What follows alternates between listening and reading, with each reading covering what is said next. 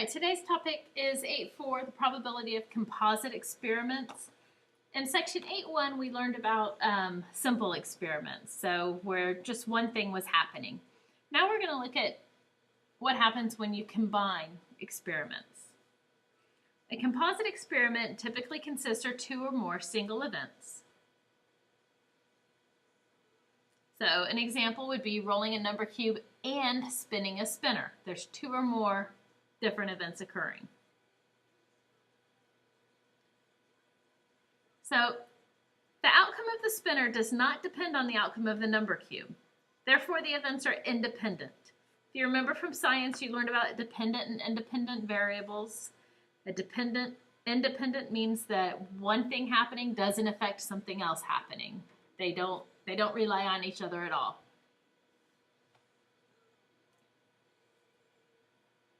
So the outcome of one event does not affect the outcome of the other event if they are independent. The probability of two independent events is the product of the probabilities of each event. So the probability of A and B occurring is the same as the probability of A occurring times the probability of B occurring.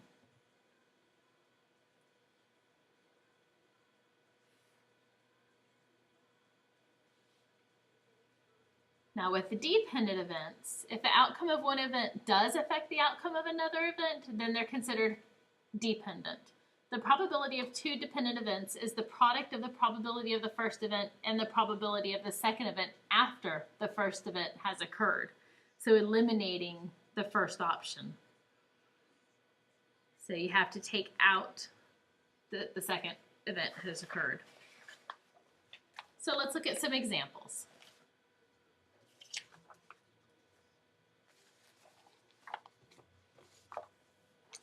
We have two number cubes, one red and one blue, and they're rolled.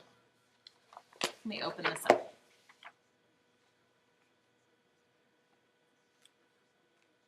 What is the probability that the outcome of the red number cube is even and the blue number cube is a 5?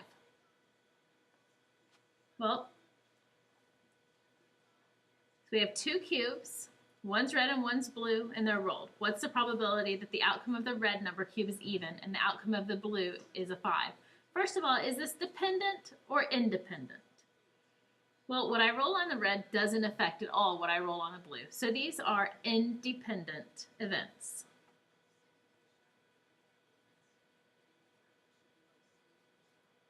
So the probability of independent events is the probability of A happening times the probability of B happening. So we'll say A is the red and B is the blue. And we want to see the probability that the red number cube is even. Well, on a number cube you have 1 through 6, and 2, 4, and 6 are even. So that's 3 out of 6, which is 1/2. So the probability that red is even is 3 out of 6, or 1/2.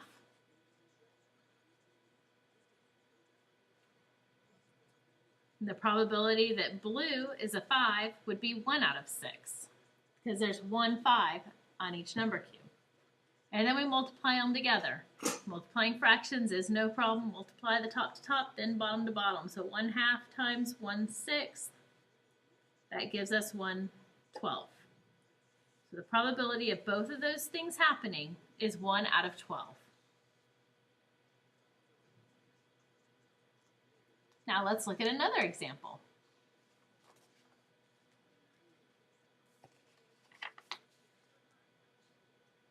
We have a sock drawer. There are 6 black socks and 4 white socks in the drawer. If one drawer is taken out without looking, then a second is taken out. What is the probability that they'll both be black? Well, first of all, we need to look and say, well, is this a dependent or independent event? I have 6, 10, I have a total of 10 socks, and I remove one. One of the socks is taken out. So now I only have 9 socks left. The removal of the first sock affects the number of socks that I have to choose from the second time around. These are dependent events. It matters whether it was black or white. We've got to remove that from our choices. So the probability that the first sock is black, well, we have 6 black socks, so it's 6 out of 10, which reduces to 3/5. Then the probability that the second sock is black, well, if we're saying that both of them are black and I've already removed a black sock, my 6 now becomes a 5, and my total is now 9. So 5 out of 9. Now I multiply those together. 3/5 times 5/9, and that's equal to 1/3. So the probability of choosing 2 black socks is 1 out of 3, 1/3. Let's look at another example.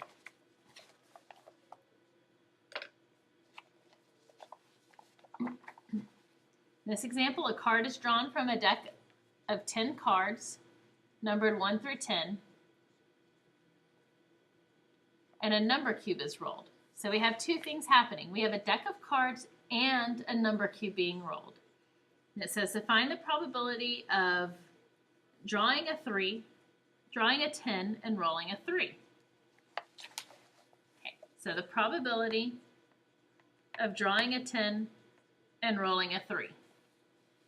And in this case, this is symbolizing probability, not necessarily a permutation. Okay, well, I have a deck of 10 cards, and I have a 1 in 10 chance of drawing a 10. And then I have a number cube, and I have a 1 in 6 chance of rolling a 3. By drawing a 10, I don't change my chances of rolling a 3 at all, so they are independent. And then I just multiply. It's 1 out of 60.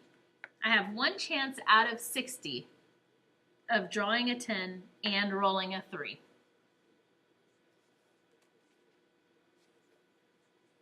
What would my probability be in the same scenario of getting 2 even numbers? Well, in my deck of cards, there's 10 cards, and 1 through 10 I have 2, 4, 6, 8, and 10, so I have 5 even numbers. And on my number cube, I have 6 possibilities, and I have 2, 4, and 6, so I have 3 even numbers. Well, this is 1/2, and this is 1/2. If I multiply those together, I get 1 in 4. So you have a 1 in 4 possibility of getting 2 even numbers in this particular event.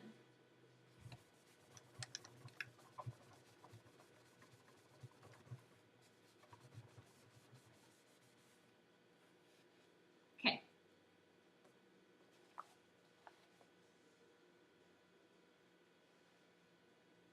Next, there are 4 red, 6 green, and 5 yellow pencils in a jar. Once a pencil is selected, it is not replaced. Find each probability. I love that they put the words not replaced in this.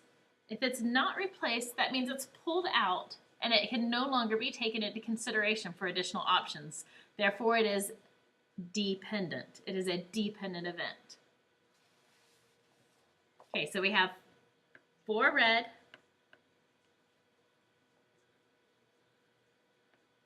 6 green, and 5 yellow. And when one's drawn, it is not replaced. So if it is not replaced, we have to find the probability of A happening times the probability of B after A happens. So first we want to look at the probability of drawing a red, then a yellow. Okay, so the probability of getting a red, I have 15 in total, so a total of 15 pencils. And out of those 15, 4 are red. So my probability of getting a red is 4 out of 15. Then I have to draw another one, and I want to get the yellow. Well, I've lost one pencil, so I only have 14 in all. And I'm looking for a yellow. So now my probability is 5 out of 14. So then I multiply. I can actually cross cancel, right? Here's a 3.